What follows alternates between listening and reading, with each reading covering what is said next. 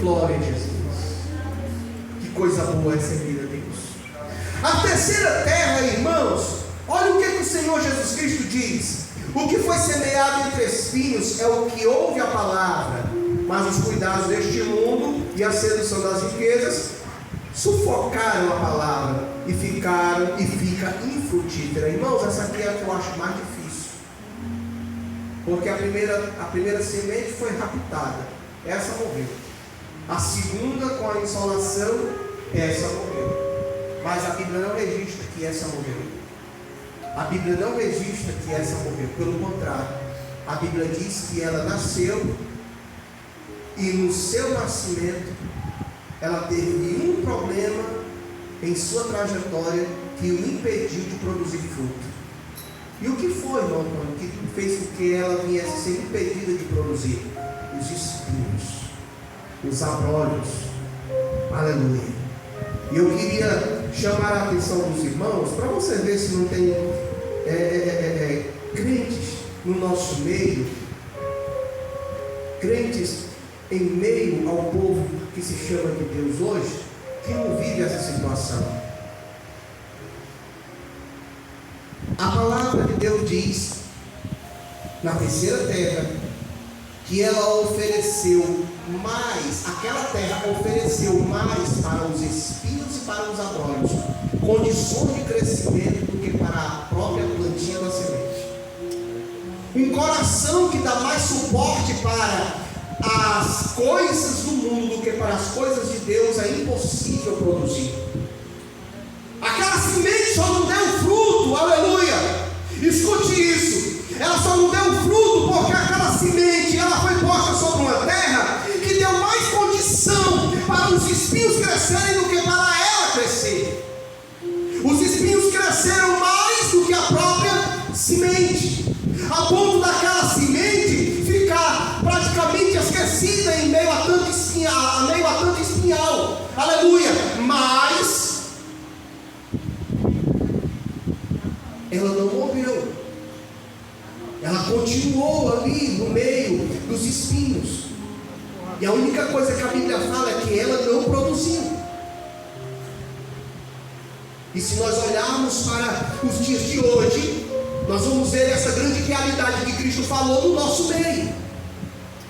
Quantos e quantos de nós, infelizmente, damos mais suporte para os espinhos crescerem ao nosso redor do que suporte para a santa palavra florescer no nosso coração? Quantos e quantos de nós damos mais suporte para que os espinhos venham ficar sobre nossa vida e a gente ficar intimidado em meio a tanto sufoco? O Senhor Jesus, na interpretação, ele fala que esses espinhos são os cuidados dessa vida. Muitos de nós estamos mais preocupados com as coisas aqui, aleluia, é com um calçado bom, é com a roupa boa, é com a casa boa, aleluia, com o carro do ano, muito mais preocupado com a nossa posição social, aleluia. Ei, deixa eu te dizer, aleluia, a nossa posição social pode ser algo bom, sim, pode ser, mas a nossa posição espiritual, ela deve prevalecer a qualquer posição que a gente venha almejar ou granjear aqui neste mundo, aleluia, porque a posição espiritual é a posição de verdadeiros filhos de Deus, aleluia, glória a Jesus. Olha a diferença de Herodes, olha a diferença dos fariseus, olha a diferença dos saduceus, dos sacerdotes da época, olha a diferença de cada escriba, e olha para João Batista. É gritante, aleluia, mas quem tinha a voz de Deus, quem tinha a palavra de Deus, quem tinha uma palavra enérgica naquele momento, era um homem simples que se vestia com pelo de camelo, aleluia, com um cinto sobre si, comia mel silvestre e fez do deserto, aleluia, um santuário de adoração ao Senhor. Quando João Batista viu que lá no templo havia corrupção espiritual, lá na cidade havia corrupção moral, ele foi para o deserto e lá fez, aleluia, um lugar que ele buscava e adorava ao Senhor. Tinha gente que saía de lá porque não aguentava mais João. Quando chegou lá, João não tinha uma palavra mansa, mas eram palavras de verdade. João foi uma planta que nasceu, que não deu suporte aos espinhos, que não deu suporte a nenhum tipo de outra planta que viesse crescer sobre ele a ponto de sufocá-lo. Ele foi um homem que cumpriu o seu propósito. Bendito seja o nome do Senhor. Aleluia. E a quarta terra? A quarta terra o Senhor Jesus chama de uma terra boa. Mas o que foi semeado em uma boa terra é o que ouve e compreende a palavra. Ei, deixa eu perguntar, quando tu lê a palavra, tu compreende ela? Tu consegue entender que ela está te dizendo que tu precisa se santificar? Tu consegue entender que ela está mandando tu ter seriedade nos teus negócios? Tu consegue entender que ela está dizendo que tu agora é um homem ou uma mulher que deve andar em novidade de vida? Você está entendendo que a mensagem é uma mensagem de alinhamento, que você deve andar no prumo de Deus? Quando você lê a palavra, você consegue enxergar esta tão grande necessidade que todos aqueles que se dizem filhos de Deus devem carregar sobre si. Veja, mas o que foi semeado em boa terra é o que ouve e compreende a palavra. Só nesta forma, só neste gabarito, só nesta condição, eu e você damos fruto. Fora dessa realidade, nós não jamais iremos dar fruto. Agora deixa eu te falar. Sabe por que aquela terra deu fruto? É porque aquela terra era boa. Está escrito. Não é só porque ela era boa. Não é apenas porque ela era boa. Aquela terra deu fruto com aquela semente, porque primeiro, o semeador, quando semeou aquela terra para ser boa, ela foi preparada. Me lembro que quando nós plantávamos ali no terreno, lá na lagoa, junto com o pai do irmão Roberto, o pai do Roberto disse: o pedaço que vocês podem plantar é isso daí. Aí se juntou eu, o João Batista, o Célio e o pai, cada um com uma enxada, uma chibanca, e a gente foi preparar a terra. A gente foi limpar, tirar os matos de cima, fazer uma coivara para queimar toda a bragana seca que ficou, para poder plantar o grão, para poder plantar o feijão. De longe eu vi o pai do Roberto trabalhar sozinho, e ele optou a brocar uma terra totalmente diferente da nossa. A gente preparou, mas ele estava preparando uma terra com muito mais desafios, porque a terra que o pai do Roberto disse que ia fazer o plantio era uma terra que estava cheia de mato. Não, era mata mesmo, não era um matinho velho desse que tem aqui na quintal, não, era mata grande mesmo. Ele passou mais de 2 semanas para tirar um pedaço de árvore. O homem é um trator para trabalhar, arrancando árvore grande, cortando pelo tronco, juntou a madeira do lado, pegou a bragana, pegou o bagaço, colocou do outro. Com o tempo ele pegou e foi tocar fogo. Depois que ele tocou fogo, ele foi com uma chibancazinha e rasgando o chão, tirando o toco do chão, está entendendo? Tirando toco por toco. Depois que pegou toco por toco, colocou todos os tocos lá encostados, tocou fogo também. Depois que tudo isso foi feito, ele chamou um camarada que trabalhava com trator. Vamos arar o chão. E o rapaz lá foi pegar e passar o arado para rasgar o chão, para amolecer mais o chão. Aí então ficou uma boa terra para poder plantar e colher alguma coisa. A semente que foi plantada numa boa terra não é porque ela já veio de fábrica totalmente boa.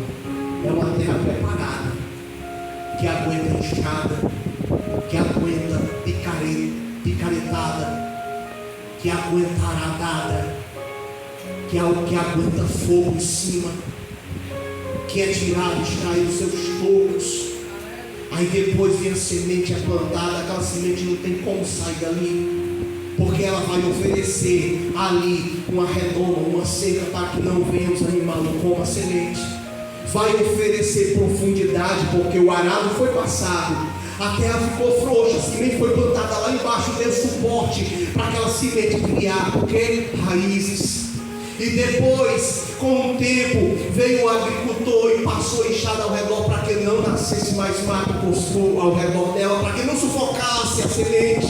Aleluia, a boa semente foi plantada sobre uma terra boa, mas não porque ela veio de fábrica boa, ela era boa porque ela foi preparada. Aleluia. E o crente, irmão, passa por tudo isso, é um processo. Tu recebe a semente como a primeira terra. Aleluia. E se você é crente de verdade, você se aprofunda nos mistérios de Deus. Você não dá uma de falta de zelo. Pelo contrário, você dá uma de zeloso. Você vai abrir os braços e se abraçar com a palavra. Aleluia. Vai tentar aprender mais um pouco sobre ela.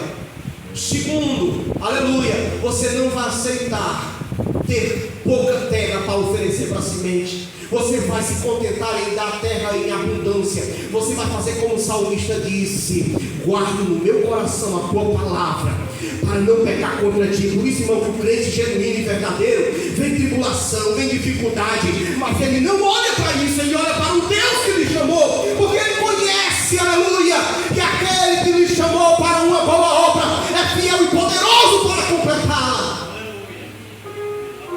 Aleluia.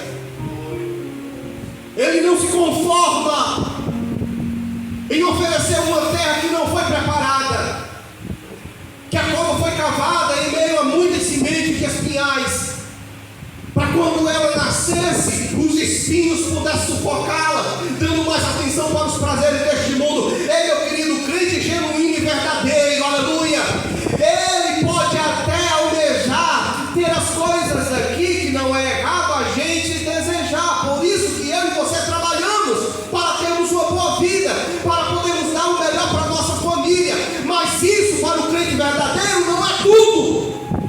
Para o crente verdadeiro, o tudo é viver na plenitude do Espírito Santo de Deus, que ele olha para as maravilhas do Senhor e não negocia nenhuma das riquezas que Deus prometeu para nós, que está contida aqui dentro desta palavra. E a maior riqueza que ele nos prometeu, aleluia, foi a oportunidade de um dia olharmos para ele frente a frente e morarmos com ele eternamente na glória. Bendito seja o nome do Senhor.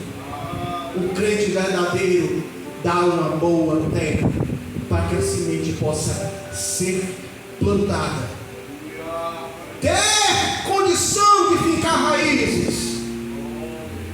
Aleluia. Não deixar com que nenhuma árvore nasça ao seu redor que venha lhe prejudicar, porque no futuro a sua vontade não se resume apenas em nascer. A sua vontade se resume em produzir frutos diante de Deus, aleluia, para o reino e para a glória do Deus Pai. Aleluia. Crente que se contenta em ser só crente, irmão, está precisando levar uma taça de Jesus. Todo crente precisa ser árvore que produz fruto. Crente sem fruto, aleluia. Eu comparo, irmão, com aquela parábola que Jesus Cristo ele citou sobre aquela figueira que foi plantada no meio de uma plantação de uvas, uma árvore com privilégio, sendo cuidada, e o dono vinha por 3 anos procurar fruto naquela figueira, e ele encontrou o quê? Nada, só folha. Vivendo na mordomia, bebendo a água das videiras, comendo do solo das videiras, tendo os nutrientes que a videira também era participante, mas não dava um fruto sequer. Aí o dono veio e disse: pode cortar, está com 3 anos que eu venho aqui e nada, só tem folha.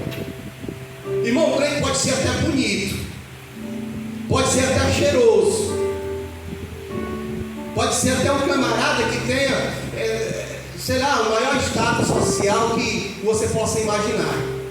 Mas se não tem fruto espiritual, é figueira sem fruto, só tem folha, só tem boniteza.